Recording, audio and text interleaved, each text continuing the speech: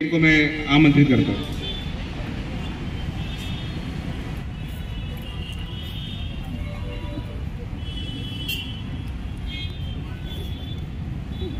उपस्थित सर्व सहकारी मित्रांनो,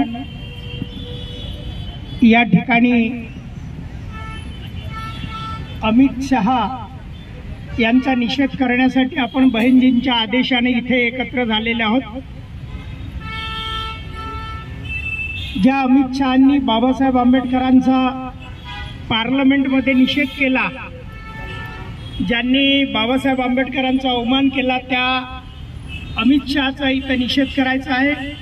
बहिणजीच्या आदेशानुसार त्यांनी जे काही बोलले ते त्यांचे शब्द त्या कामकाजामधून काढून टाकण्यात यावे आणि त्यांनी जाहीर जनतेची, भारतीयांची माफी मागावी, असा तो कार्यक्रम आहे। या ठिकाणी जसंही अमित शहा बोलले, बहिणजींनी प्रेस कॉन्फरन्स घेऊन त्यांना सांगितलं की तुम्ही माफी मागा आणि तुमचे शब्द ते काढून टाका, अन्यथा आम्ही देशभर तुमच्या विरोधात आंदोलन करू। परंतु त्यांनी ऐकलं नाही, त्यामुळे आंदोलन करावं लागलं।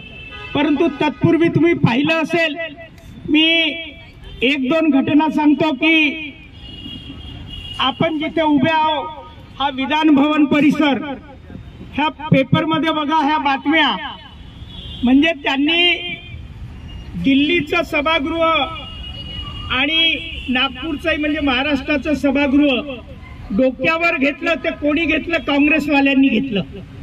ज्या काँग्रेसनी बाबासाहेब आंबेडकरांचा पदोपदी अपमान केला, ज्या बाबासाहेब आंबेडकरांनी संविधान सभेत जाऊ नये आणि संविधान सभेत बेंगालच्या लोकांच्या माध्यमातून संविधान सभेत गेल्यावरही त्यांचा मतदारसंघ बंगालच्या स्वाधीन केला, पहिल्या लोकसभेत बाबासाहेब आंबेडकरांचा मुंबईतून आणि भंडाऱ्यातून पराभव केला, त्यानंतरही बाबासाहेबांना पार्लमेंटमध्ये न जाऊ देता ज्या संविधानाची ऐशी तैशी 65 वर्ष ज्या काँग्रेसने केली, त्या काँग्रेसला आज बाबासाहेब कुठे आता आठवला आहे? का आठवला आहे? तर बाबासाहेब आंबेडकरांच्या निधनानंतर 40 वर्षाच्या गॅप नंतर मान्यवर कांशीराम नावाचा महापुरुष या देशात पैदा झाला आणि त्यांनी या देशात बहुजन समाजाला जाग केलं, एकत्र केलं आणि दलित, शोषित, आदिवासी, मागासवर्गीय 85% बहुजन समाजाला एकत्र केल्यावर यांच्या लक्षात आलं की आमच्या पायाखालची आता वाळू सरकत आहे आणि ज्या उत्तर प्रदेशात मरेपर्यंत प्रधानमंत्री बनायचे ते उत्तर प्रदेश यांच्या हातून गेलं, देशाची सत्ता यांच्या हातून गेली आणि मग यांना आता बाबासाहेब आठवला। बाबासाहेब आता कुठे आठवायला लागला?